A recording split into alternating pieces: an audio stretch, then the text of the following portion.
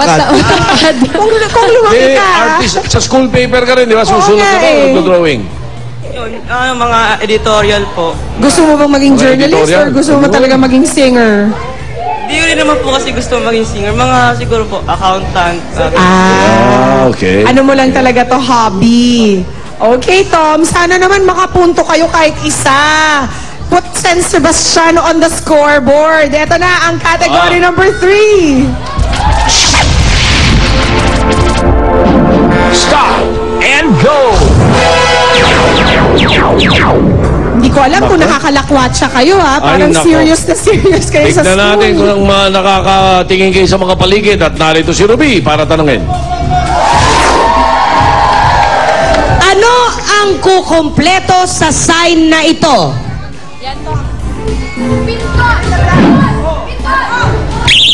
Go, Tom! Clean. Clean.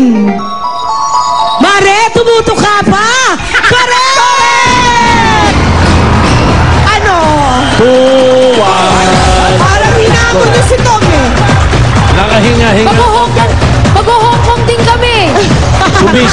Sumisinghap-singhap pa kayo, ha? Mag-Hong Kong din kayo, pero bakasyon lang. Disneyland lang kami. Balata mo kagad. Ayusin mo to, iho, ha? Ha? Pag tayo walang baon sa Hong Kong, ewan ko sa'yo. Eto na! 15 years old, 4th year high school, Pierre Abdon. Si Pierre. Si Pierre. Nakaka-French ka naman, Pierre. Kalaban niya, sa puti, Julia. Huwag kayo! Ito, 3rd year high school. 75 years old, J.R. Narca! 15! 15 ba? Akala ko 75. JR, oh, parang heartthrob sa school to si JR. JR, anong magandang na idudulot sa buhay mo nitong pagiging part mo ng Glee Club? First po, tinuturuan po kami ng Glee na kumanta, lalo na po sa mga misa. And then, tuwing MAPE class po, tuwing music, nadadalian na lang po kami. Mas nadadalian ang music, arts, ano nga ba yung PE? PE Health. PE Education. Health. Talagang Yung kadalasan yung mga Glee Club sa mga misa, pinakikinabangan ng gusto. Yung choir nila nakakanta. No? Anong favorite gospel song mo? Ito ang araw po. Ito ang... Ito ang araw. Pwede bang Ito, marinig, Itong JR? gatang. Ayan, solo. Kala. Ito ang araw na ginawa ng Panginoon. Yun eh. Anong paborito niyo, no? Paborito mong kanta sa misa ni Jimmy? Ano? Team song ni Jimmy yun. Ano yun? Kunin mo, O Diyos. Parang yun yung gusto mo sa kanya. Ikaw, Pierre, kumakanta ka rin sa choir. Opo. Tapos, ibig sabihin, yung sa misa, yung choir ninyo, kakanta sa misa. Nung first year pa lang po. First year ka pa lang hanggang ngayon? So, ilang taon ka ng member ng choir? Bali, 3 years na po. Nag-stop po ako nung 3rd year. Ba't ka nag-stop? Sa grades po kasi. Yun, sinasabi ko, pag mababa ang grades, hindi pwede sa Glee Club, di ba? Kaya mataas ang grade. But Yun. now you're back, Pierre. Ayun. Oh, okay. Okay. Narito. Naku, JR, pwede kang mag-tie dito. Good luck. Eto ng category number 4. English or Tagalog? Ito na yung mahilig sa misa. Mahilig nun. Ito na yung kukunin.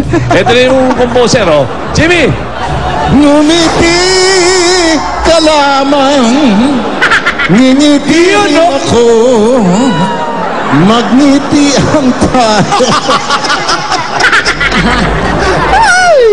Anyway, being a part of an organization such as Glee Club is a great experience. It is because this is your time to shine and show your talent.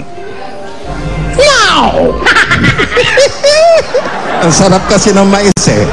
Spell the word experience. Ano si Pierre? E-X-P-E-R-I-E-N-C-E. For the Jimmy. win! Hong Kong! Jimmy! Matutuloy na tayo sa Hong Kong! Correct! Panalo sa kontrahan ang mga Glee Club members ng PUP Laboratory High School. Malalaman natin mamaya kung magka maraming naghihintay sa jackpot round. O pwede mga dabarkats natin sa studio ang panalo. Sa Sabado, gaya sabi namin kanina, may makakasama tayo sa kantahan sa umpisa pa lang ng 8 Bulaga, si Charis Pentenco. Bago natin mamanood dyan, kakantahan ulit tayo ni Michael V. Frank Sinatra.